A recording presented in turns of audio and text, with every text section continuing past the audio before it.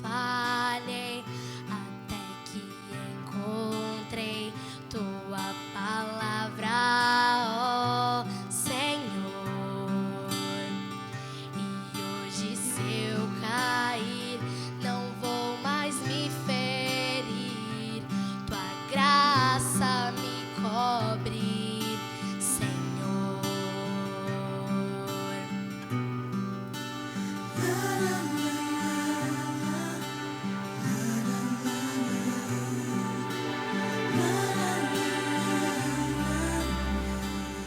Majestoso Deus, é desejo meu prosseguir em te buscar, sempre me perder na arte de trazer louvores a ti, meu Senhor. O meu coração coloco em tuas mãos e tudo o que eu sou, com vestes de louvor, eu vim, ó Senhor, oferecer o meu melhor no teu altar, na sala do trono, sentado à mesa, contemplando tua beleza, além do véu do santo dos santos. Sou só um súdito, mas ouço tua voz me chamar de filho, meu filho, ó Pai. Majestoso Deus, é desejo meu prosseguir em te buscar, sempre me perder na arte de trazer louvores a ti, meu Senhor. O meu coração coloco em tuas mãos e tudo o que eu sou, com vestes de louvor, eu vim, ó Senhor, oferecer o meu melhor no teu altar, na sala do trono, sentado à mesa, contemplando tua beleza, além do véu do santo dos santos. Sou só um súdito, mas ouço tua voz me chamar de filho, meu filho. Tu és meu pai, eu sou teu filho,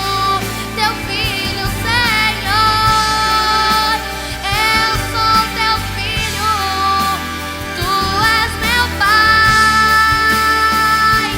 No teu altar, na sala do trono, sentado à mesa, contemplando tua beleza, além do véu do santo dos santos. Sou só um súdito, mas ouço tua voz me chamar, mas ouço tua voz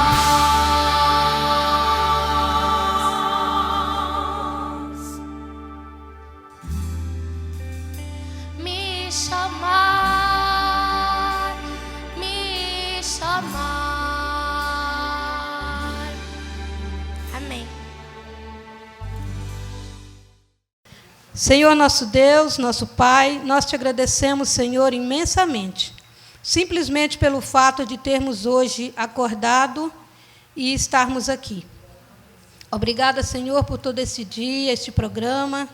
Não foi fácil, Senhor, o decorrer da semana, o decorrer desses dias, mas o Senhor esteve à frente e tudo aconteceu, está acontecendo para a honra e glória do teu santo nome, porque tudo é para o Senhor, tudo vem de ti e para o nosso enriquecimento espiritual.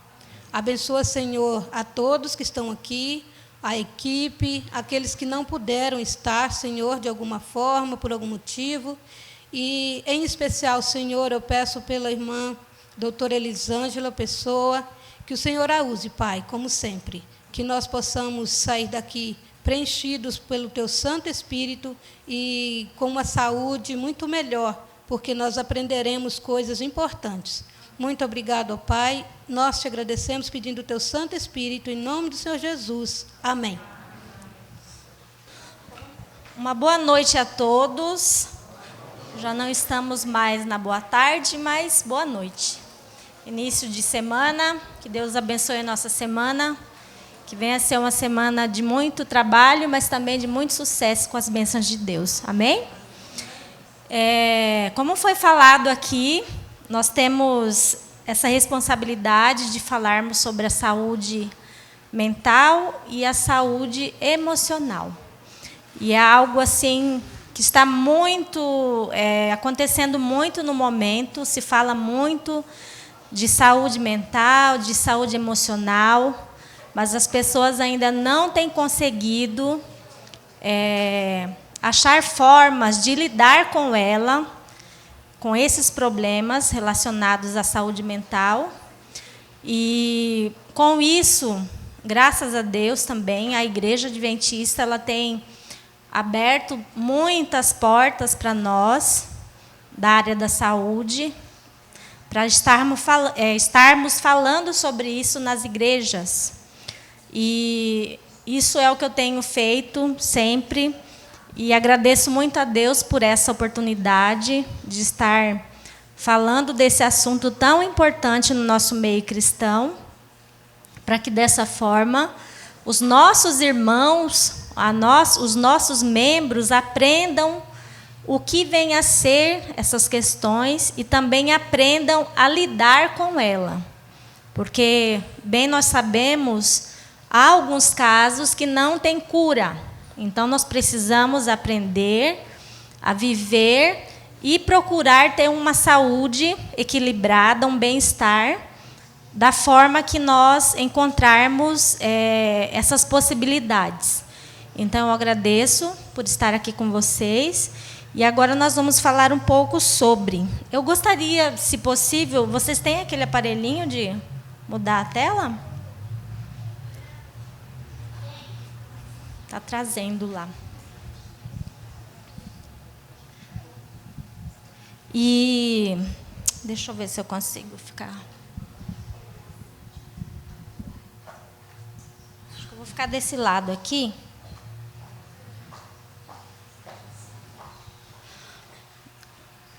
Meu nome é Elisângela Pessoa, Conceição Pessoa, sou esposa do pastor Vicente Pessoa. Ele já esteve aqui com vocês, fazendo uma semana de oração. Obrigada. Está ligadinho aqui já? Tá. E no momento eu trabalho como psicóloga clínica aqui na Zona Sul. Esse já é meu 3º ano aqui. Trabalho nas imediações ali do Hospital Vida, Sabará, por ali. E também sou psicóloga escolar na Escola de Pedreira. Para quem conhece, eu trabalho ali também, pela educação adventista. Então, vamos lá. Nós sabemos que, para termos bons relacionamentos na nossa vida, ambas as partes precisam estar bem, tanto fisicamente como emocionalmente. Quando nós pensamos no fator casal, se um dos, ou o homem ou a mulher, ou mesmo um filho, alguém de dentro desse ambiente familiar adoece, logicamente que nós também seremos o quê? Afligidos pela doença daquela pessoa. Tanto a pessoa quanto o cuidador acabam sofrendo por essas condições de saúde. E vocês vão saber o porquê. Então, dentro desses relacionamentos saudáveis, nós precisamos ter também o quê? Pessoas saudáveis. Se um é afetado, toda a família acaba sendo afetada. A parte afeta o todo. E aí vem a questão também o quê? Dos pensamentos. Os pensamentos, eles geram sentimentos. É bem conhecido, aqueles que gostam de literatura cristã, a irmã White fala muito sobre isso nos livros dela, principalmente mente, caráter, personalidade, sobre essas questões do nosso pensamento. Nós somos aquilo que nós pensamos ser. Então, se nós pensamos que somos fracassados, que somos derrotados, que não somos nada, que todos os pensamentos universais, o que a gente chama dentro de uma abordagem da psicologia, todos os pensamentos com que venham me sabotar. Eu não presto, eu não valho nada, ninguém gosta de mim, as pessoas me odeiam. Esses são os pensamentos. E a gente pensa assim, será que tem gente que pensa assim? Lógico. Porque, muitas vezes, a autoestima dessa pessoa é tão baixa, tão no chão, que ela não consegue ter um bom pensamento de si mesma. Então, quando nós pensamos, basicamente, isso vai gerar o quê? A forma como eu penso é a forma que eu vou me comportar. Se eu penso que eu vou em determinado lugar e as pessoas não gostam de mim, o que eu vou fazer? Eu vou evitar ir naquele lugar porque eu penso que aquelas pessoas, ou da igreja, ou da escola, ou do trabalho, algum lugar que eu vá, eu penso que aquelas pessoas não gostam de mim. Mas será que esse pensamento é verdadeiro? Não. Nem todo mundo é amado e nem todo mundo é odiado. Não é isso? Jesus não veio sendo perfeito, fazendo tudo perfeitamente, curando, amando, e mesmo assim, ele foi criticado, ele foi odiado e ele foi morto. Aí nós podemos pensar, será que todo mundo tem que nos amar? Não. Será que todo mundo nos odeia, como a gente às vezes pensa? Todo mundo me odeia. Como eu trabalho em escola, às vezes, quando eu faço atendimento com os adolescentes, eles têm, parece que é algo assim deles, eles reclamam muito, as pessoas não gostam de mim, ninguém gosta de mim, mas eu falo, mas ninguém, não existe ninguém no mundo que te ama, todo mundo me odeia. Isso é o pensamento que ele tem, mas isso não quer dizer que é verdade. E, por vezes, nós, adultos, também temos esses pensamentos disfuncionais, universais e irreais. E isso acaba gerando em nós um comportamento, que a forma que eu penso é a forma como eu me comporto. E isso, de certa forma, acaba atingindo a todos no ambiente familiar, ou ambiente escolar, ou ambiente de trabalho, ou até mesmo dentro da igreja. Porque onde há pessoas, há o quê? Comportamentos. E a definição da autoestima? Vamos lá. É a opinião e o sentimento que cada pessoa tem por si mesma. É a forma como eu penso de mim mesma, é a forma que eu me vejo. É ser capaz de respeitar, confiar e gostar de si mesmo. Então, a pessoa que ela tem uma boa autoestima, ela não pensa assim, todo mundo me odeia, ninguém na minha família gosta de mim, eu sou a ovelha negra da família. Sabe esses pensamentos assim negativos? Então, a pessoa que tem uma boa autoestima, ela não tem tempo para pensar nessas coisas que denigrem a própria imagem dela. Porque ela tem de si uma boa imagem. Então, isso é autoestima. E nós vamos saber também como é que a autoestima é construída. Alguém pode dizer assim, mas a autoestima, como é que ela acontece? De onde que ela vem? Nós vamos saber.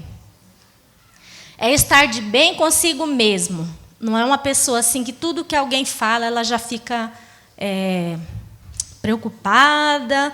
Será que está falando de mim? Será que está pensando mal de mim? Será que aquele grupinho está falando de mim, do meu defeito, dos meus problemas? Então, a pessoa, quando ela tem autoestima boa, ela não fica preocupada com essas coisas. Ela tem outras coisas melhores a pensar. E aí vem a questão. A pessoa com a baixa autoestima, ela tem necessidade de aprovação. Tudo que ela faz precisa ser com a aprovação de alguém.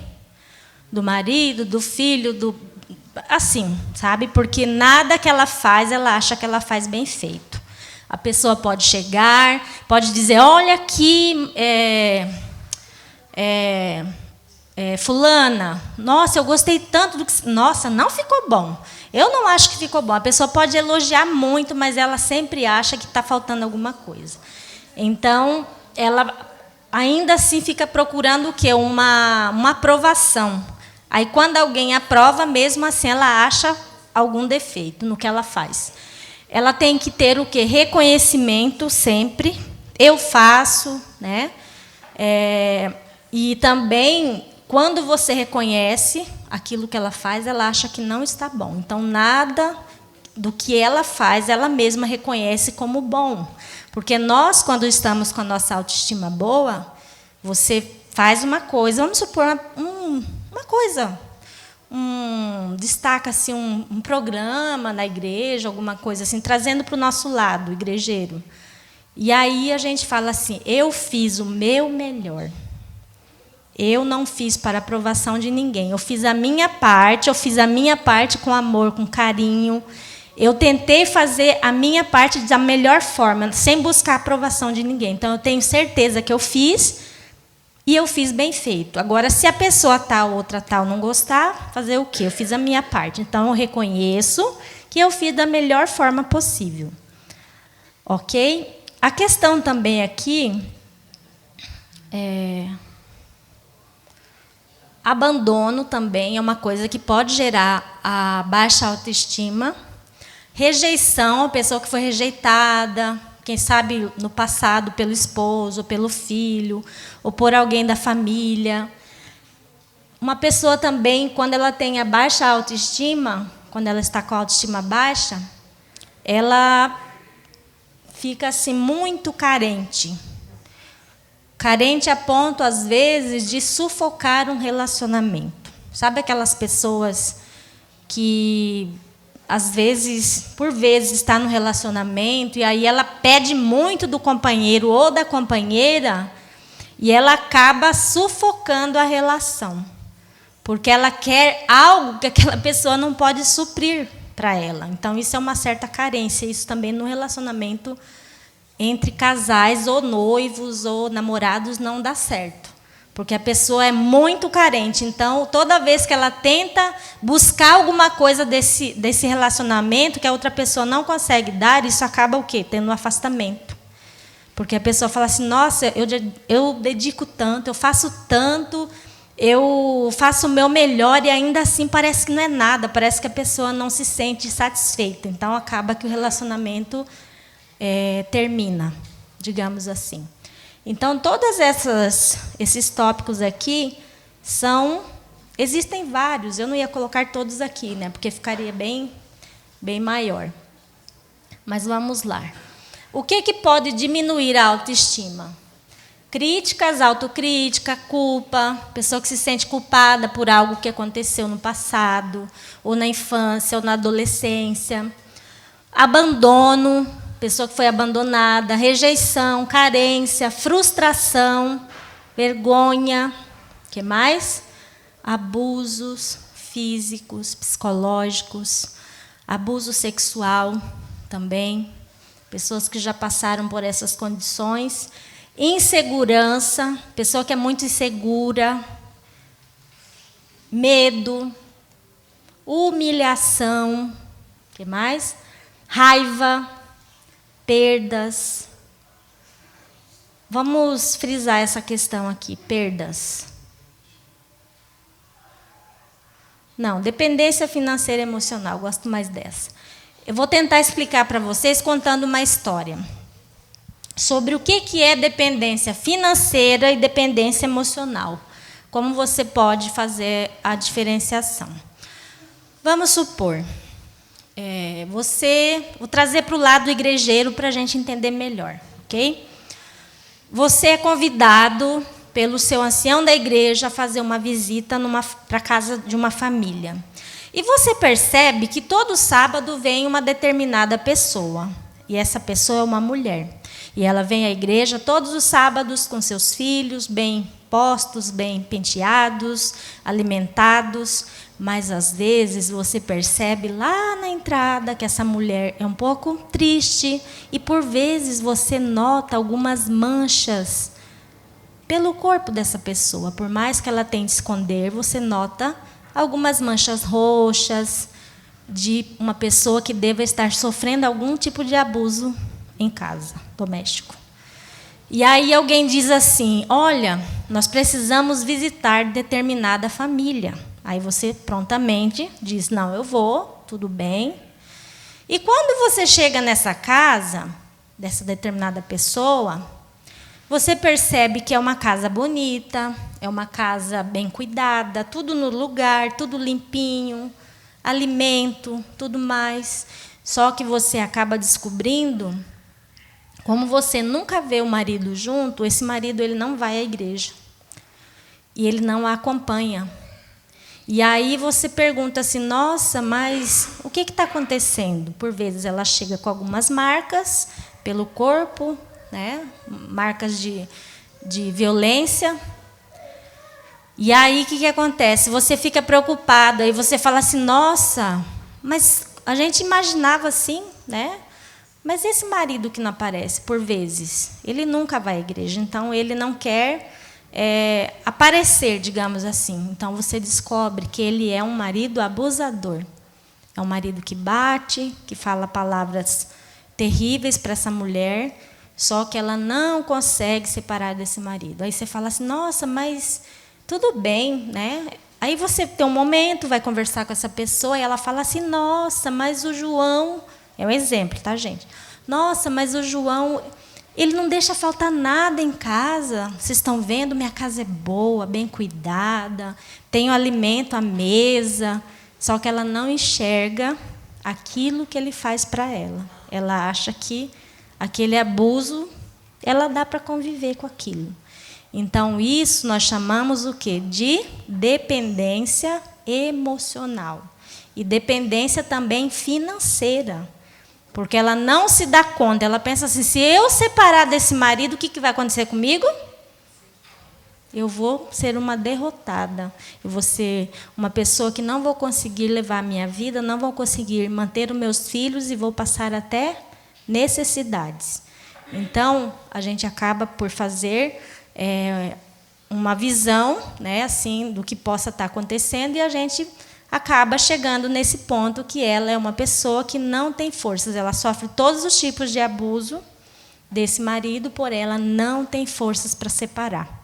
Então, isso entra na questão da dependência emocional e financeira. E isso, irmãos, é uma coisa muito difícil de se resolver. Por vezes, esses tipos de mulheres chega a fazer BO, vai na delegacia, faz o BO contra esse marido. Outro dia ele aparece bonzinho: eu mudei, não vou fazer mais isso, eu me converti, e bababá, e de repente ele volta a fazer isso de novo. Aí ele vai, chora, bate o pé, ela vai lá na delegacia e tira o quê? Tira o BO, tira a queixa contra ele. É uma pessoa que precisa de muito trabalho psicológico para poder se dar conta da vida que ela vive e tomar uma decisão a favor dela e também de quem? Dos filhos, né? Aqui só para vocês terem uma ideia do que seria dependência financeira e emocional. Aí vocês perguntam, pode estar se perguntando: isso pode acontecer dentro de um namoro? Sim. Isso pode acontecer dentro de um noivado? Sim. Isso pode acontecer também dentro da nossa casa, mesmo que eu não esteja casada com determinada pessoa? Pode. Infelizmente acontece. Então, quando essas coisas são detectadas, nós precisamos separar cada qual no seu lugar. E quando a pessoa busca ajuda, aí é hora da gente fazer a intervenção, para essa pessoa se colocar no papel dela, ver realmente quem ela é, se ela realmente quer continuar nesse relacionamento ou se ela prefere dar um fim a tudo isso e seguir a vida sozinha. E vamos lá, como é que a gente aumenta a nossa autoestima? Olha só essa foto. Ele está feliz, né? Porque apesar de estar assim acima do peso, né? Vocês estão rindo, né? E ele olha-se, né, no espelho e vê lá quem? Vê um bonitão, bombado, como o pessoal fala, né? Sarado, malhado, tudo mais. E só que assim, a autoestima dele é boa. É boa. Porque podem até julgá-lo de gordinho, de fora do peso, mas ele é feliz, não importa. Minha autoestima é boa, estou bem assim, faço exame regularmente, colesterol, diabetes não tem, pressão alta. Eu como, estou saudável e sou feliz. E por que eu tenho que ser magro? Não tem que ser. Você tem que ser do jeito que você se sente melhor e do jeito que você está saudável. Agora, lógico, né? A gente pode pensar, mas será que só pessoas assim mais acima do peso têm problema de saúde? Não, pessoas magras também têm problema de saúde. Então, eu costumo dizer, se você está acima do peso, mas já fez exame, tá bacana, já fez um check-up, não tem pressão alta, não tem colesterol alto, equilibrado para comer, não come assim demasiadamente, não come também de tudo que faz mal. Então, viva a vida, seja feliz. As mulheres também, eu penso assim. Né? Então, não tem que ser fitness. Quem consegue ser fitness, amém. Né? Quem não consegue, vamos vivendo da forma que a gente pode, cuidando da saúde, é lógico. Né? Olha só, o autoconhecimento. Essa mulher que eu contei na história do casal, vocês sabiam que ela não se conhece? Por que ela não se conhece? Porque se ela se conhecesse realmente, ela não estaria num relacionamento desse abusivo. Ela não se conhece. Ela pensa que se conhece. Ela pensa que talvez ela tenha uma autoestima boa, mas ela não tem, porque se ela tivesse, ela não se colocaria ou se manteria num relacionamento abusivo. E dentro dessa condição da autoestima, nós podemos desenvolver tudo isso aqui, ó. Quando a nossa autoestima está boa, nós também temos o quê? O cuidado pessoal. Quando nós percebemos uma pessoa que está com algum problema emocional, principalmente depressão, elas têm muita dificuldade de se cuidar, principalmente da aparência. Tem alguns casos de depressão que a pessoa nem banho ela consegue tomar.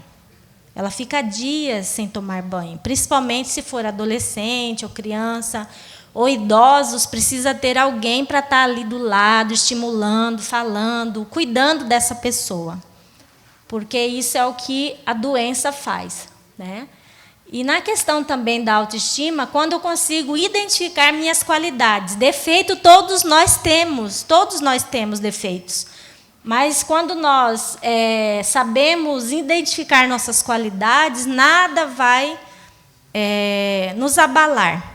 Então, não é aquilo que a pessoa acha de mim, não é aquilo que a pessoa falou, que muitas vezes pode querer me magoar, aquilo não vai fazer nada contra a minha pessoa.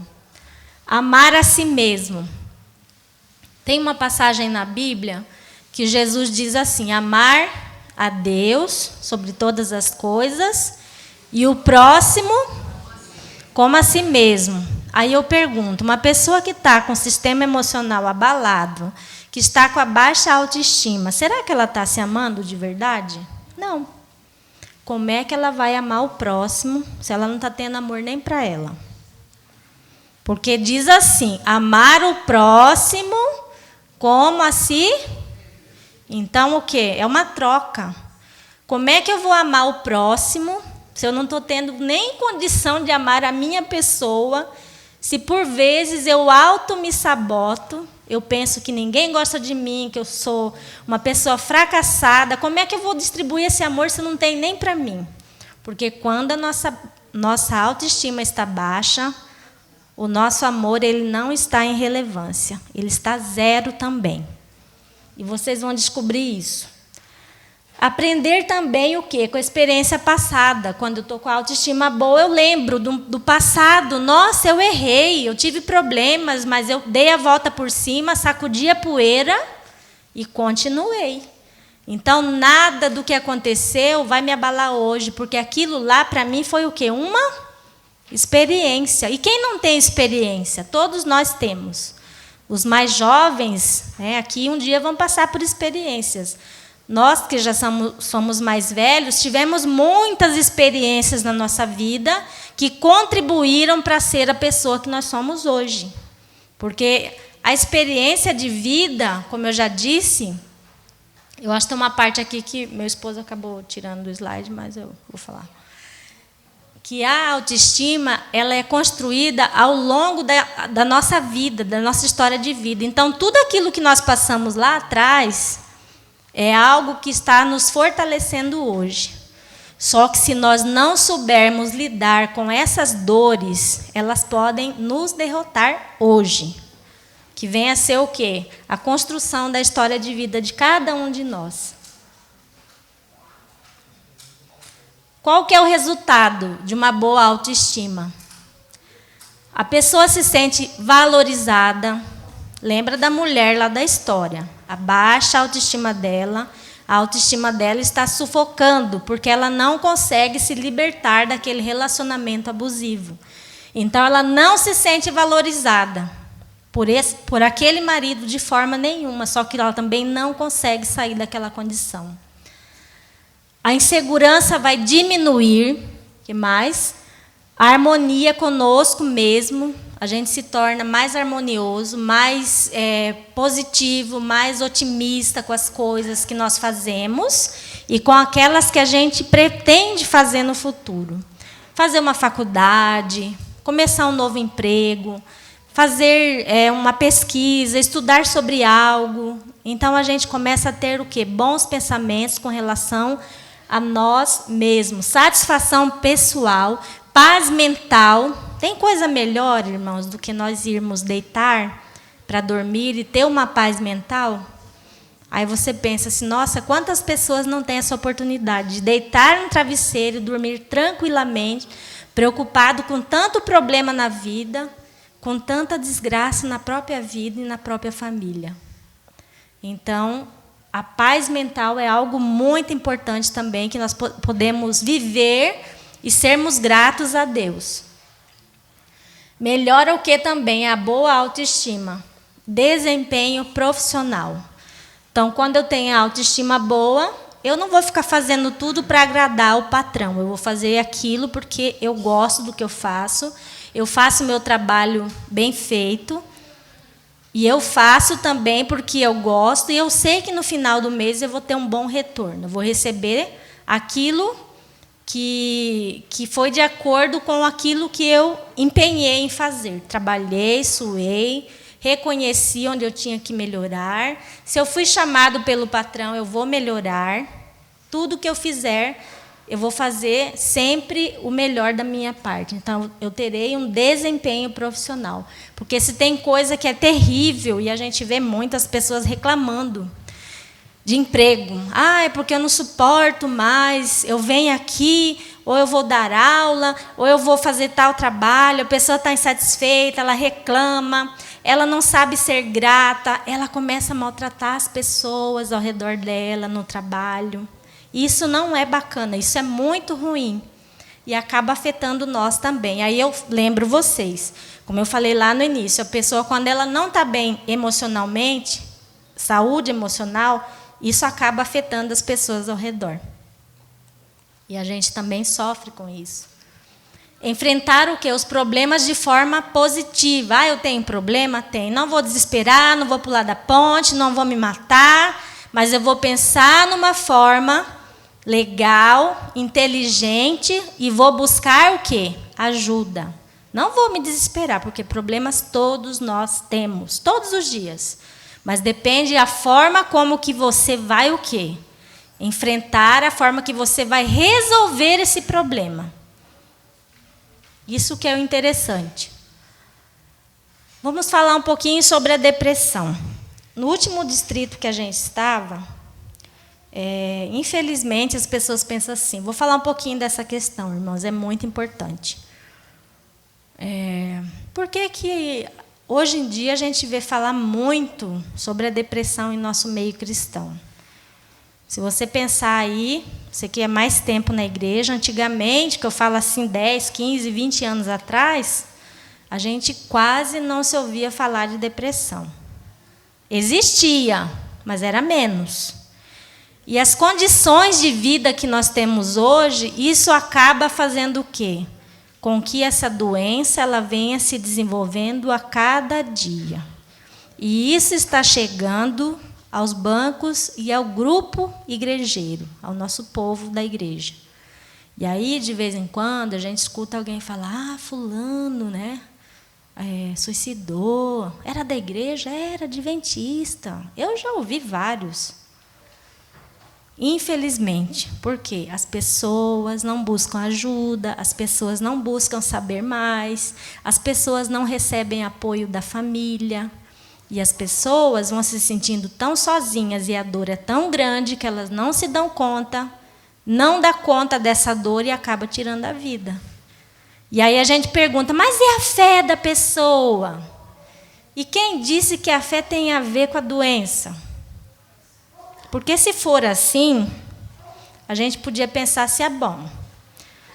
Se depressão for falta de Deus, se depressão for frescura, mas a depressão é uma doença. E cristãos, tanto faz se é adventista, se é de outra denominação, tem diabetes, tem problema de hepatite, tem problema no coração, tem problema de pressão alta, tem úlcera, tem várias doenças. Então, por que a gente diz que depressão ainda é frescura e depressão é falta de Deus? Não é. Depressão é falta de cuidados, de atenção, de compreensão e da própria pessoa ter forças para buscar ajuda, porque na maioria das vezes ela não tem. Por isso que algumas conseguem. Aí você pode pensar assim, mas eu conheço uma pessoa que se curou da depressão, sim, porque existem alguns tipos de depressão. Tem depressão eventual, que é algo que aconteceu na minha vida que me deixou para baixo, ou tem também a depressão orgânica, biológica, aquela que está no seu organismo. E eu vou falar um pouquinho disso, que também é muito importante. Ela afeta o quê? 300 milhões de pessoas no mundo. E boa parte dessas pessoas aqui pode estar, né, presente algumas pessoas que têm depressão e ainda não sabem. Há pessoas que podem até morrer, o dia de morrer não vai saber que tinha depressão, porque ela é uma doença incapacitante e ela é uma doença silenciosa. Ela não avisa, a gente só reconhece pelos sintomas e pela queixa do paciente ou do indivíduo. Então, muitas pessoas ainda dizem, é falta do que fazer, crente não tem depressão, vai lavar louça, vai arrumar um namorado, vai arrumar alguma coisa para fazer. Então, as pessoas têm assim, essas palavras, sabe, de senso comum, mas as que entendem de verdade não falam isso. Elas buscam ajudar, compreender, aconselhar. Olha só, a depressão ela tem crescido muito entre os adolescentes, muito mesmo. Isso aqui é um dado de 2019. Um estudo americano destaca que a tristeza profunda vem se espalhando entre os jovens, particularmente nas meninas. Por quê? As meninas têm a condição hormonal, né, tudo mais, essas condições, e acaba desenvolvendo em maior. Depressão será a doença mental mais incapacitante no mundo até 2020. Então, nos próximos séculos, a depressão... Aqui não tem, mas a ansiedade ela anda de mão dada com a depressão. Sabiam? Ansiedade e depressão, por vezes, estão juntas.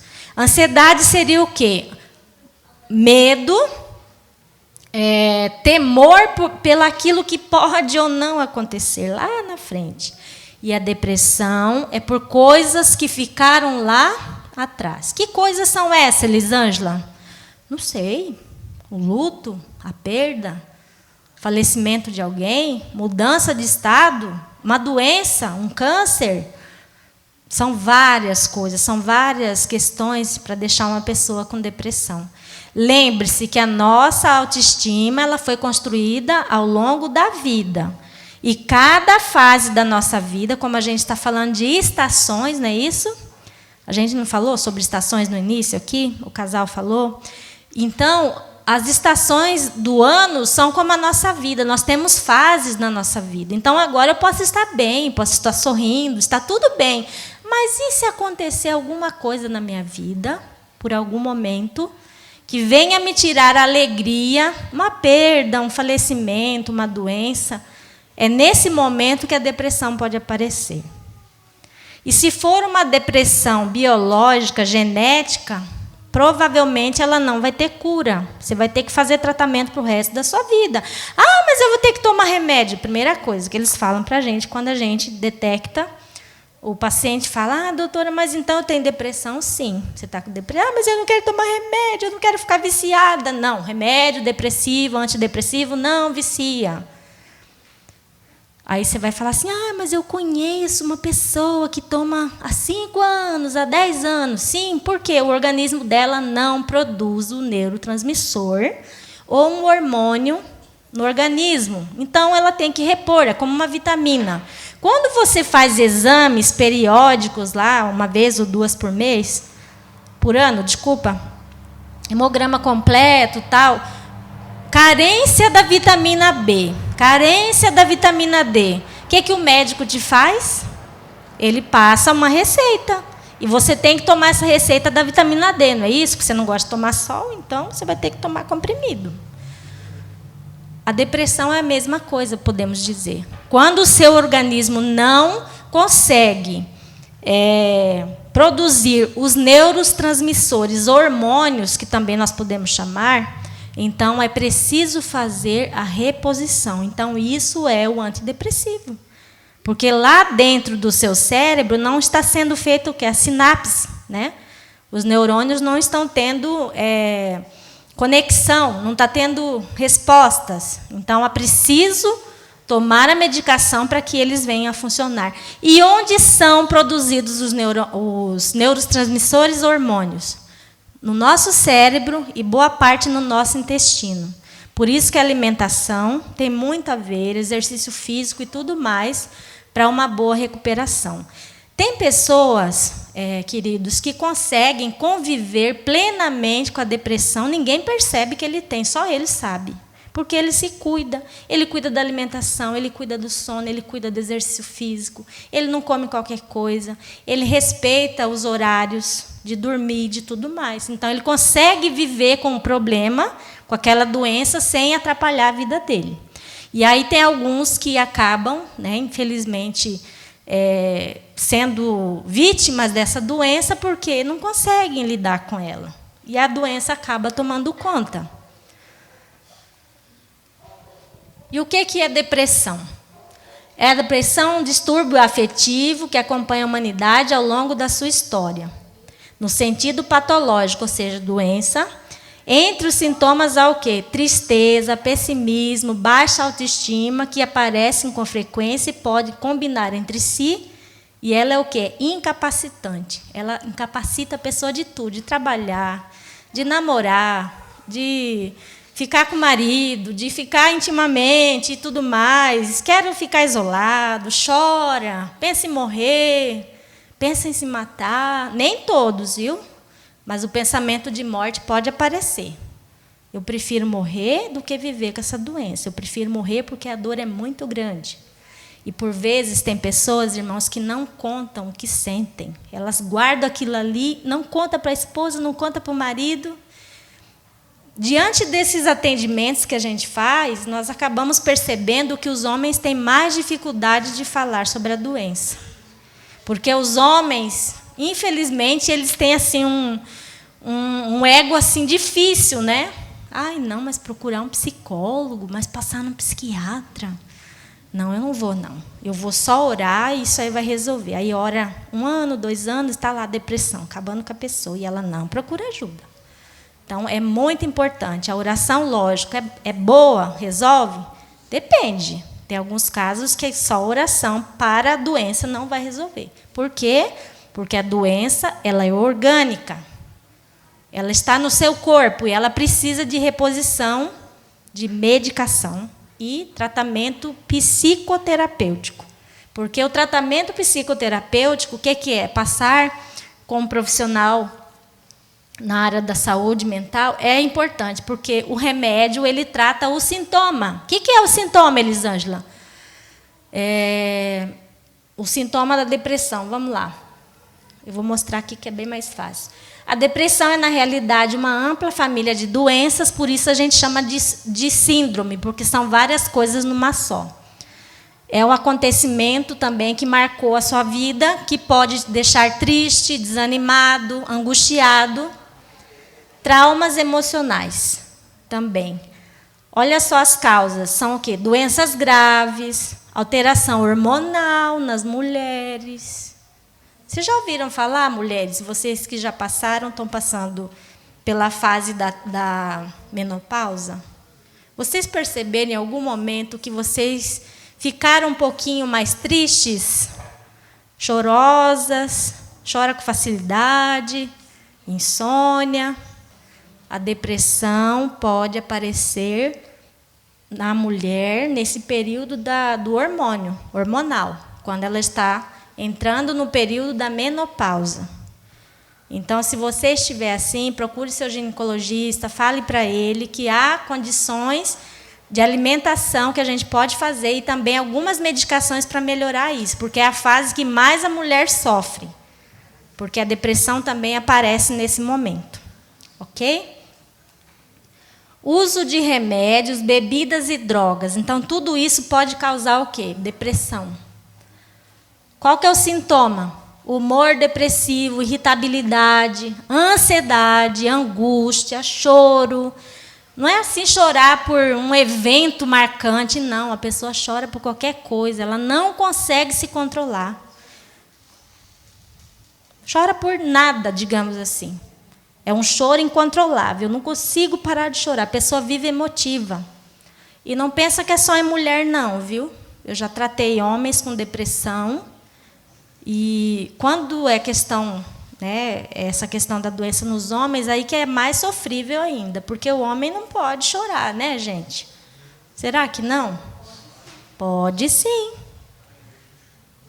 O homem também chora, mas quando ele está com depressão, ele não quer chorar. Então, ele segura o choro, aí que ele vai sofrer mais.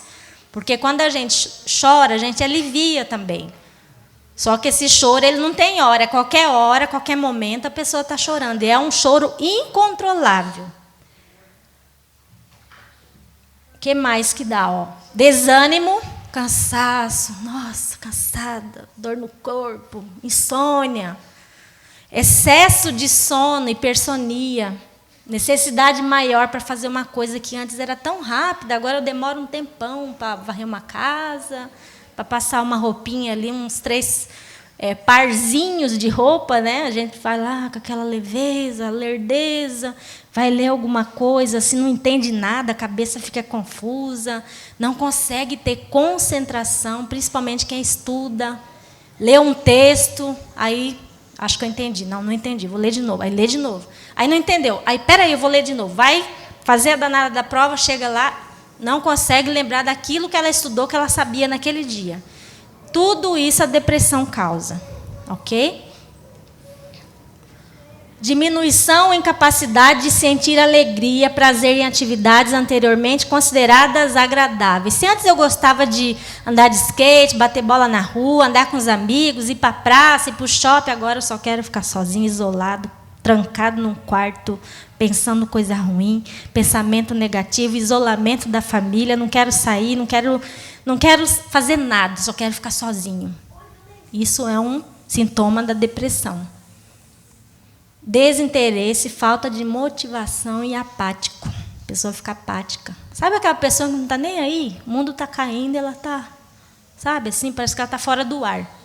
Porque com o tempo, a impressão que se tem é que a pessoa vai perdendo o quê? A personalidade. Ela vai esquecendo de quem ela era, ela vai esquecendo de ser a pessoa que ela era antes, porque ela não dá conta, o corpo dela não reage. Ela quer só dormir, aí come muito, come pouco, não se alimenta direito, não toma banho, tem preguiça, às vezes, de fazer coisa tão simples como escovar os dentes antes de dormir ou depois de uma refeição. O marido fala, mulher, você tem que mudar, mas mudar o quê? Eu estou bem. Não, você não está bem, você não era assim. Marido, olha só como é que você está. Suas coisas estão tudo jogadas, antes você não era assim, você está desmazelado, você está, como é que minha mãe falava? Desleixado com as coisas. E aí a pessoa não percebe, vem e fala uma coisa, isso é preguiça, isso é anemia, isso é não sei o quê, porque bebê, né? E aí a pessoa fica com a cabeça cheia e não toma uma decisão. Então tem que tomar uma decisão, procurar ajuda. Insônia ou hipersonia? Indecisão, não sabe se vai fazer as coisas. Não sei, olha, eu fui convidado para ir num passeio da igreja. Ai, mas eu não sei se eu vou. Aí liga, eu vou. Aí daqui passa uns dias, olha, acho que eu não vou não, estava pensando bem. É uma indecisão danada. Então, até isso a depressão é capaz de fazer com a pessoa.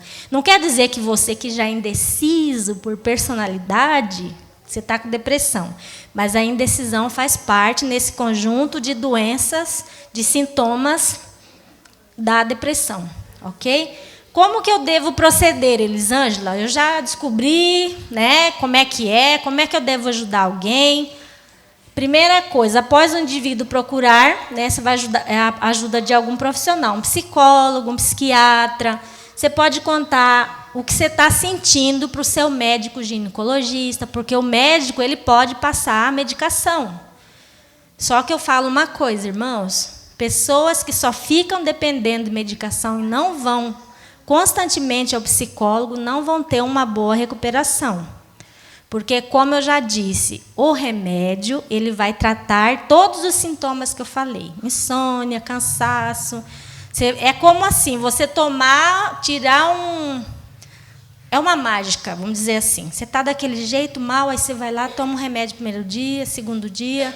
Geralmente, os remédios para depressão, ele faz efeito entre 8 a 15 dias. De 10 a 15 dias começa a fazer efeito.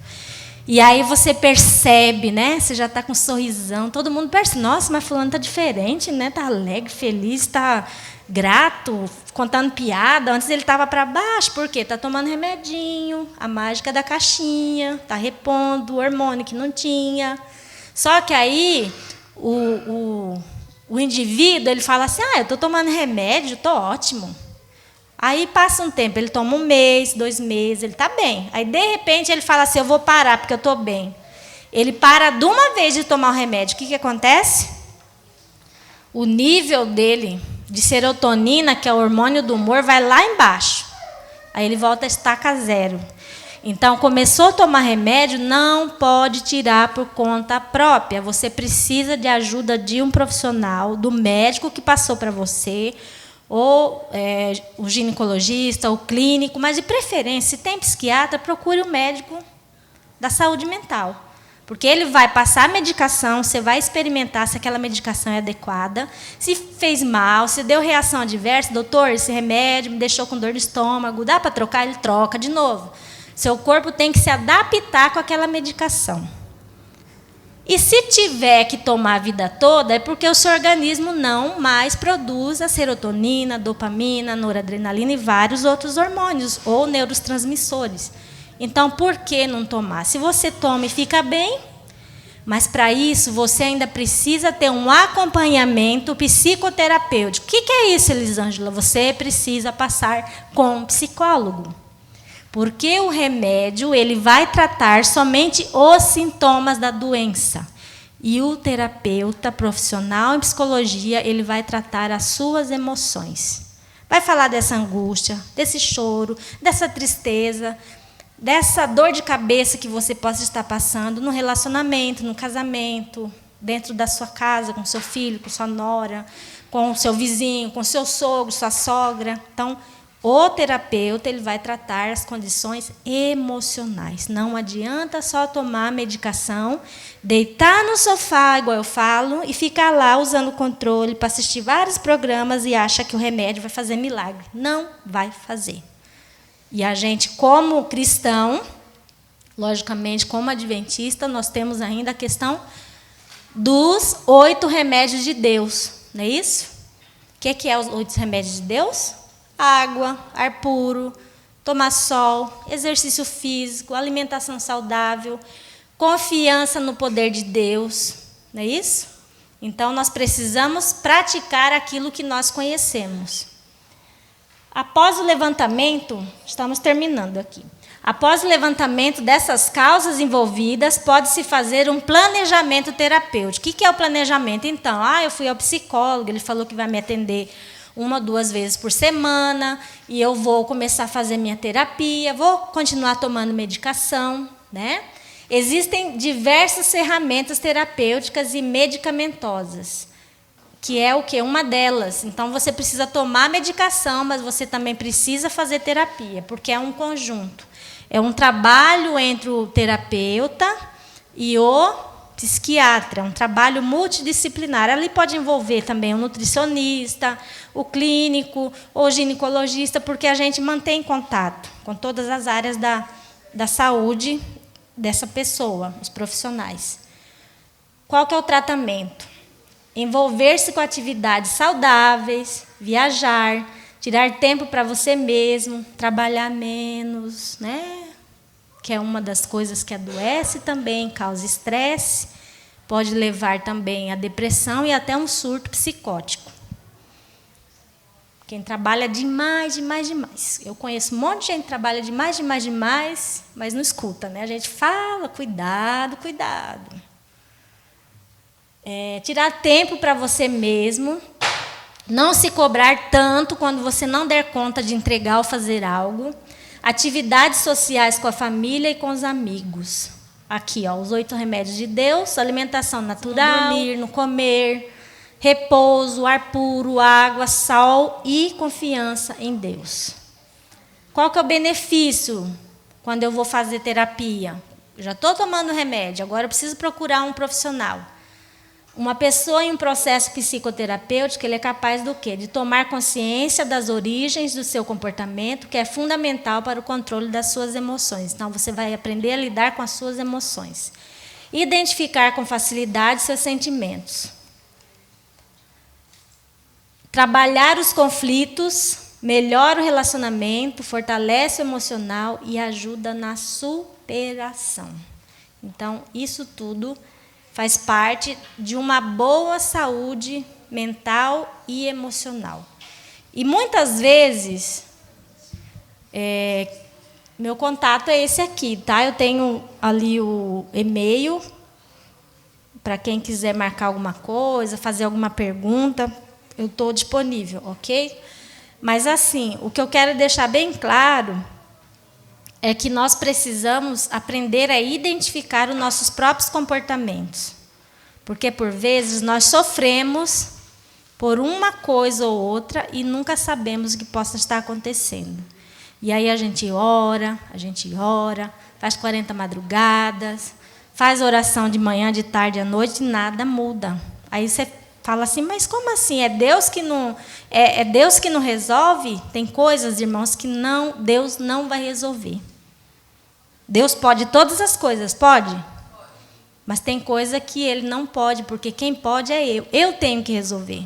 Se o meu problema é com o outro, eu que devo chegar na pessoa e dizer, olha, eu gostaria de falar para você que aquilo que você me disse me magoou muito, me deixou para baixo. Não é isso? Porque se for dessa forma, não é isso que a Bíblia nos diz? Que nós devemos, antes de devolver aquilo que é de Deus, os nossos dízimos e as nossas ofertas, nós temos que buscar, conversar com aquele que nos ofendeu, pedir desculpa e, que mais? Perdoar e reconhecer nossos erros, não é isso? E por que a gente acha que tudo que é só Deus tem que resolver? Não. Tem coisa que Deus não vai resolver, tem coisa que Deus deixou com a sua escolha, por você. Você tem que ir lá e fazer acontecer. Quando eu falo isso, às vezes as pessoas assim, nossa, mas é isso mesmo. E a gente sabe que muitas coisas que nós escolhemos fazer é por nossa conta. Seja coisa positiva ou seja coisa negativa. Então, tem coisas que só nós podemos resolver. Deus não vai fazer por nós. E a questão da saúde mental é uma delas. Aí você pergunta assim, Elisângela, mas o psicólogo, ele cuida só da questão da depressão? Não, a gente procura ajudar as pessoas com problemas de relacionamento, no casamento, na família, com alguém. E quando ele entra para a questão da terapia, ele consegue ter forças para procurar a pessoa e se alinhar com ela e parar com esse sentimento de perseguição, fulano não gosta de mim, eu sou uma pessoa amarga, e blá, blá, blá. E ela vai contando a história de vida dela e nós vamos percebendo a transformação, como ela muda, como a pessoa muda. A melhor forma de mudar, as pessoas falam assim, eu queria tanto que meu marido mudasse. A mudança que você quer no outro, ela começa onde? Começa em mim. Quando eu mudo, o outro também muda, porque o meu comportamento vai interferir na forma como ele vai me aceitar e na forma como ele vai me ver. Então, lembre-se, a mudança que eu quero no outro, pode ser esse outro é o patrão, é o filho, a filha, a esposa. Essa mudança que eu espero no outro, ela começa sempre em quem? Em mim. Quando eu mudar, o outro também vai mudar. Eu espero que esses momentos que nós passamos aqui, né, nossa palestra está no fim já, que possa ter tirado alguma dúvida. Alguém tem alguma dúvida que eu não falei sobre remédio ou o atendimento?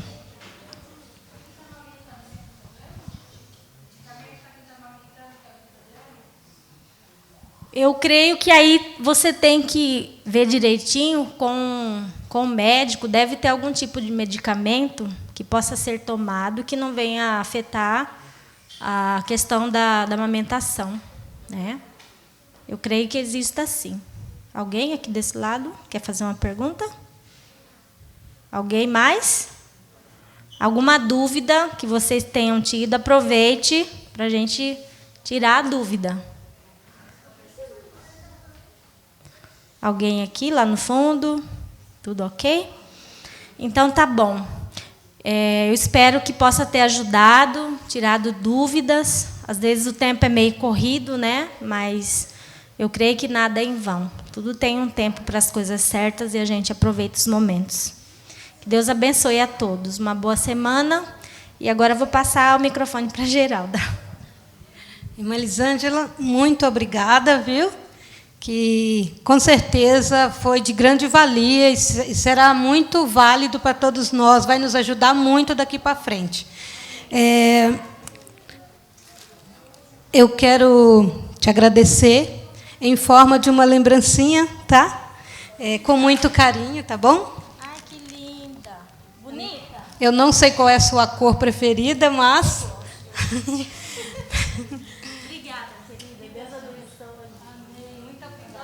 Gente, eu vou falar uma coisa aqui, tá? Não vão reparar o que eu digo, mas é verdade. É melhor se ganhar flores quando estamos vivos, porque depois que nós estamos mortos, bem morrido, como dizia meu pai, né?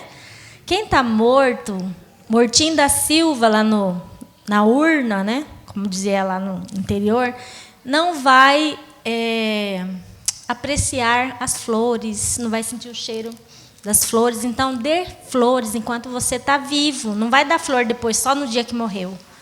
Eu falo isso para o meu filho. Ele fala, ai, mãe, como você é dura. Mas é isso mesmo. Morto não vai se encantar com flores. Quem canta com as flores é quem está vivo, né? Então, dê flores, mas dê enquanto há vida. Porque depois que morre, não adianta mais. Eu que agradeço imensamente, tá bom?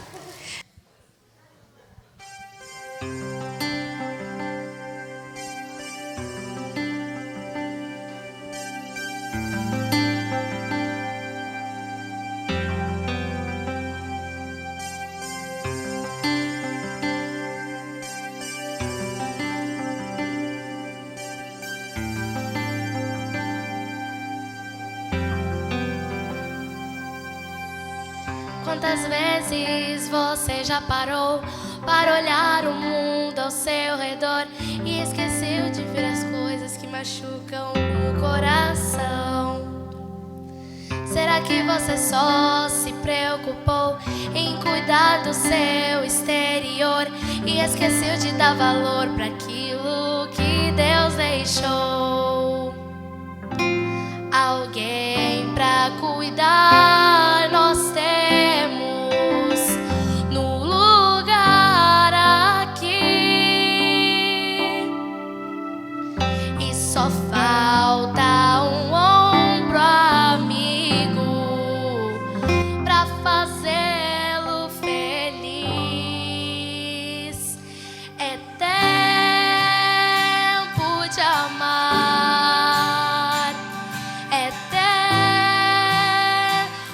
servir. É tempo de escutar. É tempo de doar. É tempo de escolher. É tempo de abraçar. É tempo de ajudar. É tempo.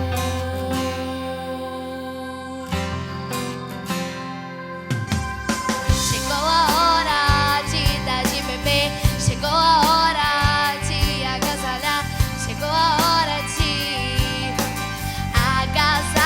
agasalhar. O mundo corre contra o tempo, pois as portas lá do céu se fecharão. Ao mundo com urgência nós devemos falar.